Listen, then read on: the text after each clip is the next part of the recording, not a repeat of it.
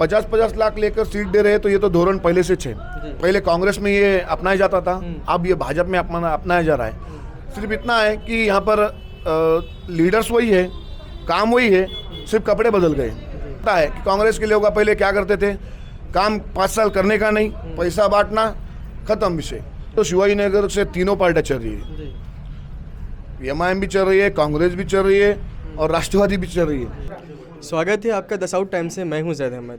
अभी इस वक्त हम प्रभाग नंबर 15 में मौजूद है और हमारे साथ एकनाथ शिंदे की शिवसेना के जो कैंडिडेट है तुलजेश यादव जी हमारे साथ मौजूद है।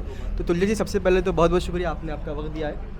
तो तुलजी, सबसे पहला मेरा सवाल आपसे ये है कि जैसा कि अभी आप यहाँ से इलेक्शन लड़ रहे हैं, 2012 में आप सबसे पहले यहाँ से जीत कर आए थे। सर, उसके बाद आपकी जो हार हुई थी, तो क्या वजह ये बताइए। मैं 2012 में जब चुन कर आया था, उस पीरियड में मेरी उम्र बहुत कम थी और उस पीरियड में उस कम उम्र रहते हुए मैं जिस ग्रोथ से काम करता था, मेरी शादी भी नहीं हुई थी उस पीरियड में। एक यंग लड़का महापालिका में चुन के गया था।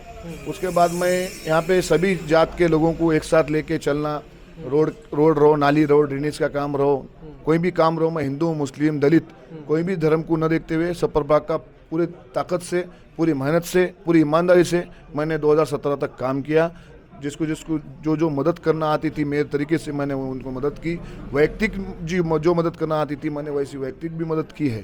पर 2017 में मेरी जो सीट यहाँ पे से जो गिरी है, जो कैंडिडेट्स है वो कुछ धर्म के नाम पर, जात के नाम पर वोट मांगकर यहाँ पर चुन के आए।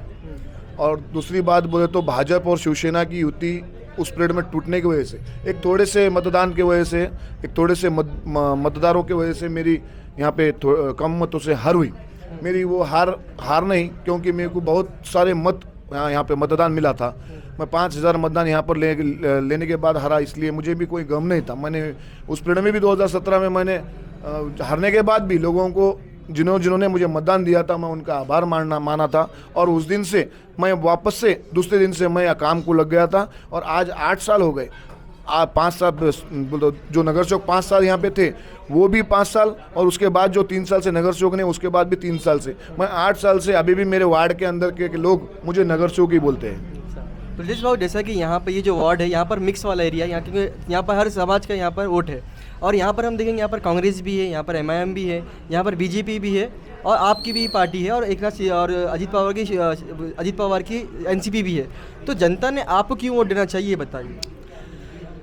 तुलजेश यादव यहाँ पे कोई जात का, कोई धर्म का लीडर नहीं है। यहाँ पे जब भी कुछ लफड़ा होता है, यानी कि अब जूना नांदेड़, यहाँ पे 18 पगड़ जाति के लोग रहते हैं, हर धर्म के लोग यहाँ पे रहते हैं। ये पुराना नांदेड़ है, एक ओरिजिनल नांदेड़, ये नंदीग्राम जो जिसको कहते थे, ये नांदेड़ है।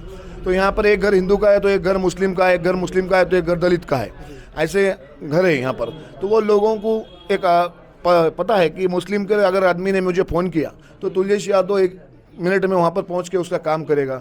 वो उनको पता है कि मैं काम किए वाला भी हूँ, और दलित के आदमी को भी पता है कि मैं उनके काम करता हूँ, और हिंदू के आदमी को भी पता है मैं काम करता हूँ। तो इसके लिए मेरे को हर धर्म का लोग मेरे लिए वोट डालने वाले हैं और मैं यहाँ पर 1001% चुन के आने वाला हूँ। तुलजेश भाई, जैसा कि आप यहाँ से कैंडिडेट है, तो कैंडिडेट को पता होना चाहिए कि उसके वार्ड में क्या क्या प्रॉब्लम है, क्या क्या समस्या है। तो आप बताइए कि आपके इस वार्ड में क्या क्या प्रॉब्लम है और क्या क्या समस्या है। सबसे बड़ी समस्या तो हमारे यहाँ पे ट्रैफिक की है।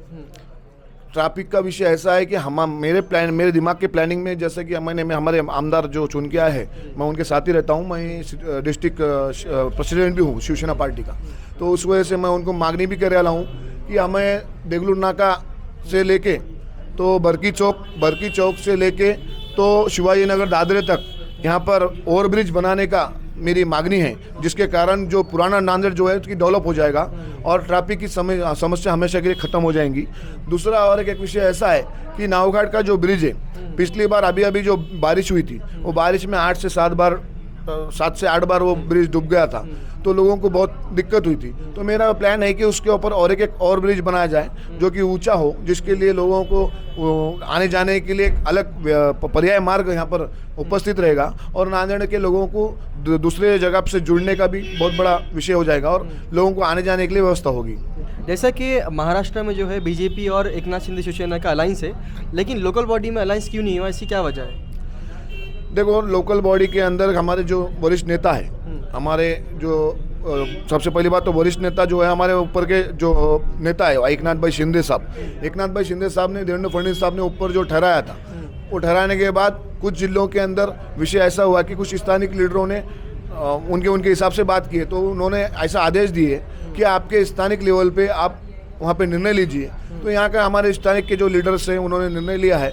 भाजपा के लोगों ने यहाँ पे शिवसेना को मान सम्मान नहीं दिया। हमारा दक्षिण में भी आमदार है, उत्तर में भी आमदार है, और दोनों तरफ आमदार रहने के बावजूद पूरी महापालिका में हमारे शिवसेना के 2 आमदार हैं, तो वहाँ पर रहने के बावजूद भी सीटों की जो ये थी मांगनी थी, तो वो सीटों की मांगनी के ऊपर उन्होंने हमको एक नीचे दिखाने का काम किया, इसके लिए वो युति टूट गई। अभी भाजपा पे ये इल्ज़ाम लगा जा रहा है कि वो 50-50 लाख देकर वोट सीट दे रहे हैं, तो इसके ऊपर आप क्या कहेंगे? 50-50 लाख लेकर सीट दे रहे हैं तो ये तो धोरण पहले से है। पहले कांग्रेस में ये अपनाया जाता था, अब ये भाजपा में अपनाया जा रहा है। सिर्फ इतना है कि यहाँ पर लीडर्स वही है, काम वही है, सिर्फ कपड़े बदल गए। तो कपड़े बदलने से इसके लिए उनको कांग्रेस की तरह पता है कि कांग्रेस के लोग पहले क्या करते थे, काम 5 साल करने का नहीं, पैसा बांटना, खत्म विषय। पैसे बांटने के बाद हम चुन के आ गए तो तुम्हारे तरफ क्या देखेंगे, हम तुम्हारे पैसा दिए वाले। इसके लिए वो लोग वहाँ 1000 तक के वो लोग वापस ये पार्टी से खड़े हैं, भाजपा से भी खड़े हैं, कुछ कांग्रेस से भी खड़े हैं, कुछ EMIM से भी खड़े हैं। तो कुछ जो लोग हैं वो लोग पैसे लेकर जो लोग चुन के आते हैं वो लोग जनता का काम नहीं कर सकते। तो जिस भाई अभी जैसा कि जो हवा चल रही है कि MIM जो है वो शिवाजी नगर से चल रही है, जो हरा कमल बता रहे हैं, तो इसके ऊपर आप क्या कहेंगे? मेरे दृष्टिकोण से तो शिवाजी नगर से तीनों पार्टियाँ चल रही है। MIM भी चल रही है, कांग्रेस भी चल रही है और राष्ट्रवादी भी चल रही है। क्यों? तो राष्ट्रवादी के जो लीडर्स यहाँ पे खड़े वाले वो भी शिवाजी नगर के पार्टी में पहले थे। इसके लिए मैं अब यहाँ पे जो हमारे प्रभाग क्रमांक 15 के अंदर जितने भी हमारे खिलाफ के उम्मीदवार खड़े वाले वो शिवाजी नगर के आदेश पे चलने वाले लीडर्स हैं। मेरा आखिरी सवाल आपसे है, अगर आप यहाँ से जीत कर आते हैं तो सबसे पहली प्रायोरिटी में आप यहाँ के लोगों के लिए, यहाँ की जनता के लिए क्या काम करेंगे? मैं यहाँ के लोगों के लिए सबसे पहली समस्या तो ये है कि यहाँ पे सबसे बड़ी समस्या इतनी हो गई कि हर गली में आज तुम्हारे खुद के वीडियो कैमरे में शूटिंग ले सकते, अभी हमारे ऑफिस के बाजू भी शूटिंग ले सकते। नालियाँ पूरे भरे वाले, रोड के ऊपर पानी भर रहा, लोगों को चलने नहीं आ रहा, छोटे छोटे बच्चों को तकलीफ हो रही, बहुत से तकलीफें हो रही है, कचरा कुंडी की समस्या है। वो सबसे पहले तो मैं ये गंदगी साफ करने का यहाँ पे काम करूँगा। उसके बाद मैं तो यहाँ पे विकास काम करने के लिए पहले से सक्षम हूँ, क्योंकि तो हमारे पास आमदार है। आमदार साहब मुझे जो बोले वो निधि देने को तैयार है, क्यों तो आमदार साहब हम साथ में रहते हैं। इसके लिए नांदेड़ का विकास, प्रभाग क्रमांक 15 का जो विकास होगा, आमदार साहब एक पहला प्राधान्य प्रभाग क्रमांक 15 में देंगे। 15 को जो निधि मिलेगा वो सबसे ज़्यादा दूसरे प्रभागों से ज़्यादा यहाँ पे निधि आएगा, उस हिसाब से यहाँ पे विकास भी ज़्यादा होगा। क्यों तो अभी हम 1 साल ही हुआ आमदार बनकर, तो मैंने 2.5 कोटी रुपए के काम अभी नगर से न रहते हुए भी कर चुका हूँ, और यहाँ पे कुछ अभी काम 1 कोटी का काम मंजूर है, वो भी काम इलेक्शन होने के बाद होने वाले हैं। और वो उसमें काम हमारे किला रोड के होंगे, कुछ इधर एरिया के हैं, कुछ विनकर कॉलोनी के। अभी मैं हाल ही में 20 लाख रुपए के स्ट्रीट लाइट भी मंजूर किया हूँ, वो भी लगाना चालू है।